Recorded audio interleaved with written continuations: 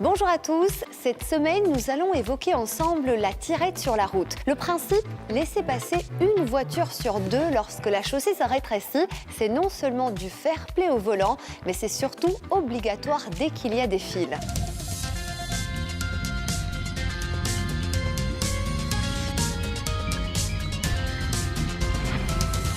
Prenons un exemple concret. Vous êtes ralenti dans les fils à l'approche d'un rétrécissement et une voiture veut s'insérer devant vous. Ne croyez pas qu'elle force le passage, bien au contraire, vous êtes dans l'obligation de la laisser passer. Sinon, vous risquez une amende de 58 €.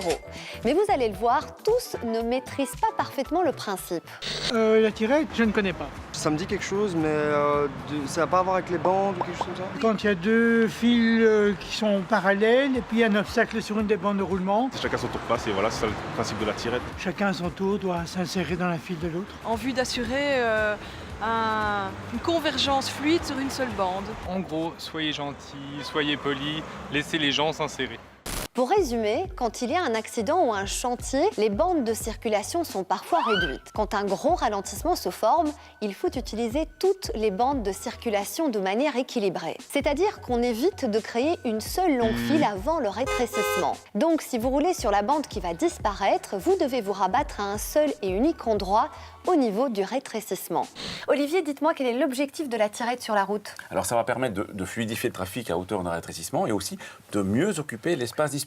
On préfère avoir deux files un peu plus courtes qu'une très longue file qui va peut-être remonter et bloquer un carrefour en amont par exemple. En tout cas, c'est un système qu'on n'a pas inventé en Belgique. On l'applique déjà depuis des années aux Pays-Bas et en Allemagne avec succès et on espère que finalement ça marchera aussi chez nous.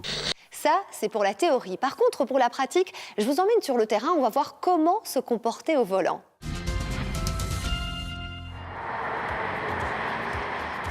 Ici, par exemple, on a quelqu'un qui se met trop tôt à droite parce qu'on n'est pas encore à hauteur du rétrécissement et on a un deuxième qui suit.